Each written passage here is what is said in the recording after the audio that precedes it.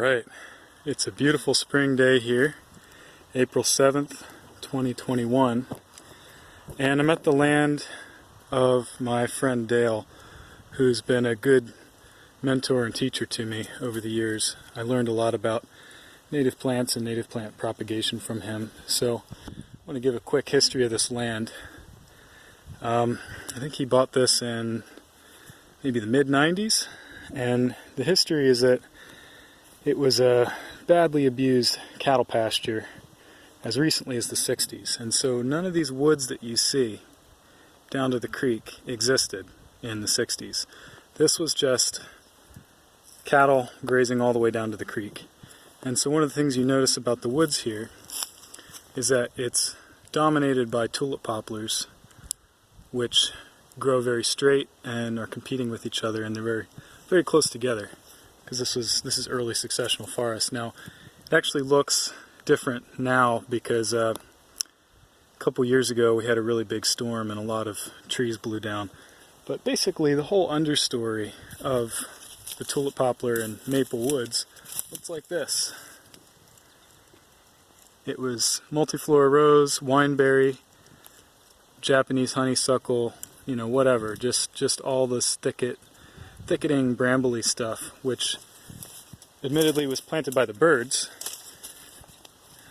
But what we've been doing since 2010, 2014 is just gathering wildflower seed, native wildflower seed, and just scattering it.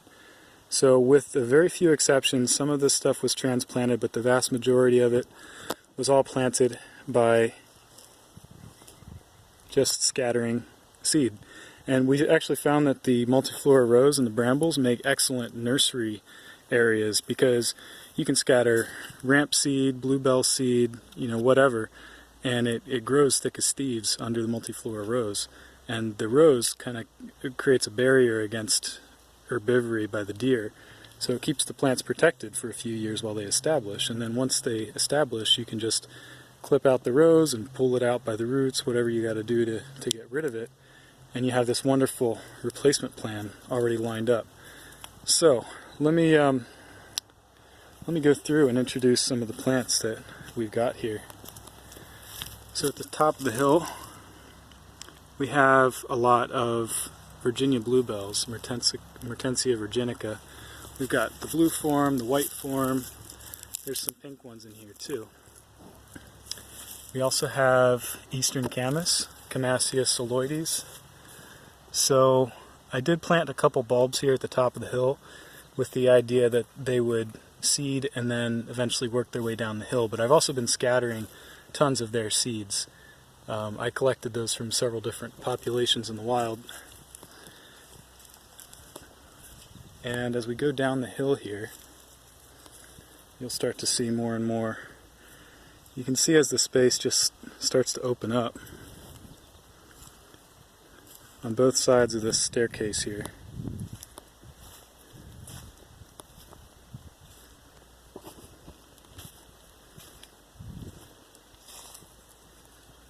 More bluebells. Now we're starting to see the ramps too. The Allium tricoccum. So here you can see some thicket that's still there. We haven't cleared it away yet, but if you look in the understory, you can see ramps and other things starting to come up. Again, from just seed that was thrown out there. No special preparation. I should point out that this site is a gentle southeast facing slope leading down to a creek, so it is very rich soil. You can't necessarily do this just anywhere. You do have to consider aspect and soil fertility and things like that. But the other thing to consider is that because this has been grazed by cattle for so many years, the soil has been brought to it's actually got a lot of organic matter in it, and there's a lot of fertility just waiting to happen. There's just no native seed bank. So the idea of this game is just to bring back the native seed bank. I mean, look at that. Ramps as thick as thieves, and they just continue on into the thicket, which I haven't had the time to continue clearing away. Yeah, I've also done a couple burns back here now, burning up the leaf litter, and that's been pretty effective. I really like that ecological tool. It's a little late in the season to burn now. And I also see this mayapple. So that's all from seed that I planted about 3 years ago, maybe 4 years ago, and it runs on stolons. And it's really exploded this year. I feel like last year there were like 3 or 4 of them, and now there's like dozens. So look at these. Look at these bluebells.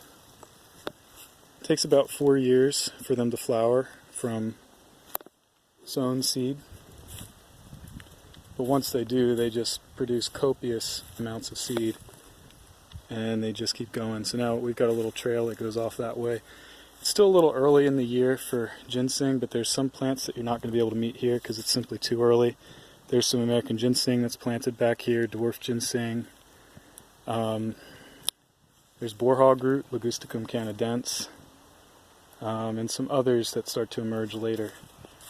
So let me get close here, and we see the ramps and the Virginia waterleaf, Hydrophyllum virginianum, and the bluebells. And this is all just from seed that was thrown on the ground.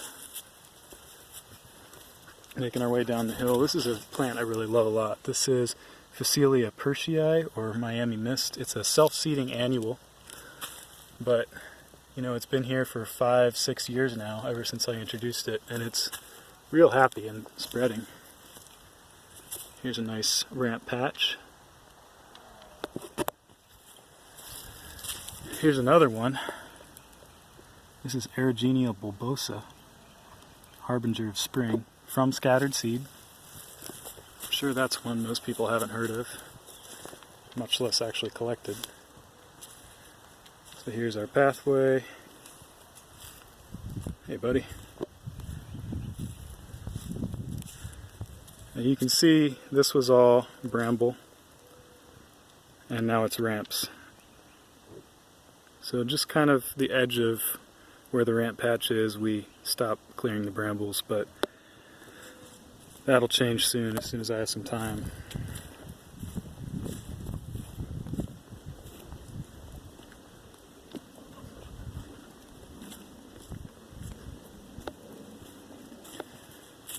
Here we go. This is Camassius psalloides from sown seed.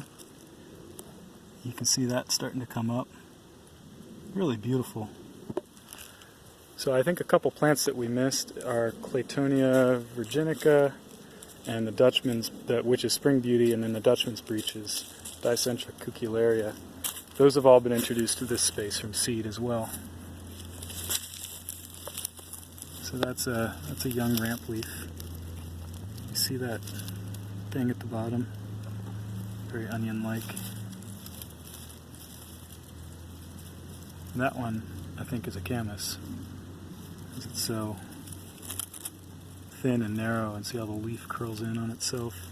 If you look at the stem, it doesn't have that base like the onion does.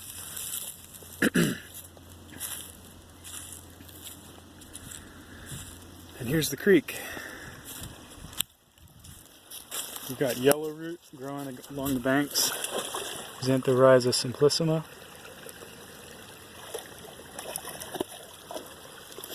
And then on the other side of the creek, tons more ramps. That was actually the first place that seed was scattered in the woods back here, as far back as 2010.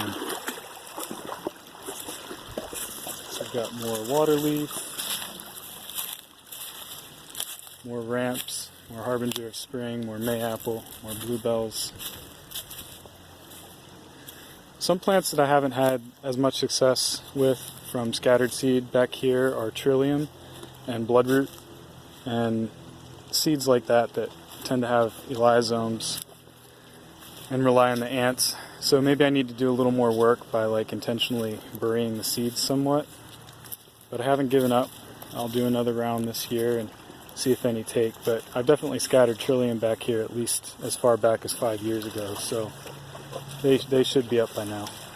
And they're not.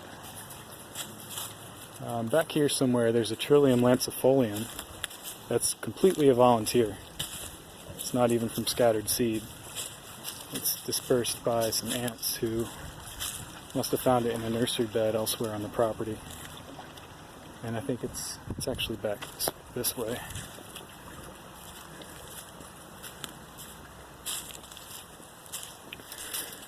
But anyway, I'm coming to the end of the video here, but the moral of the story is you can have a very profound impact on the land without any budget, just a little bit of know-how.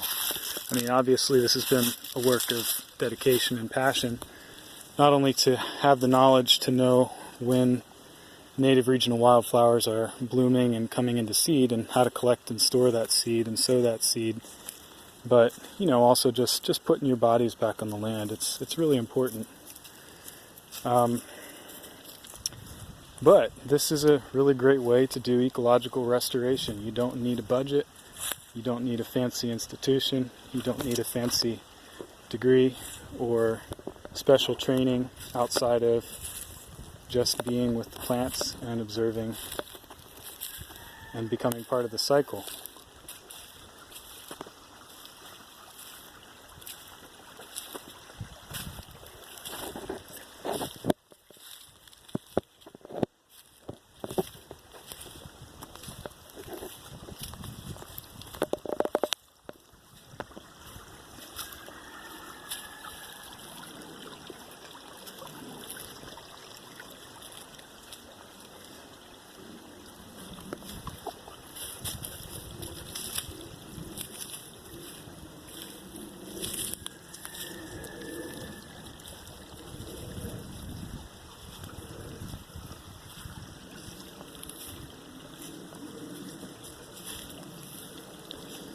So this place went from badly degraded cattle pasture growing into young growth forest with low biodiversity.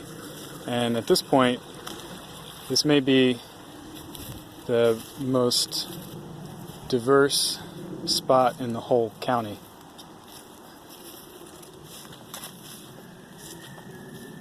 So it's amazing what people can do. We can be destructive forces, but we can also be very powerful forces of creation. Thanks for watching.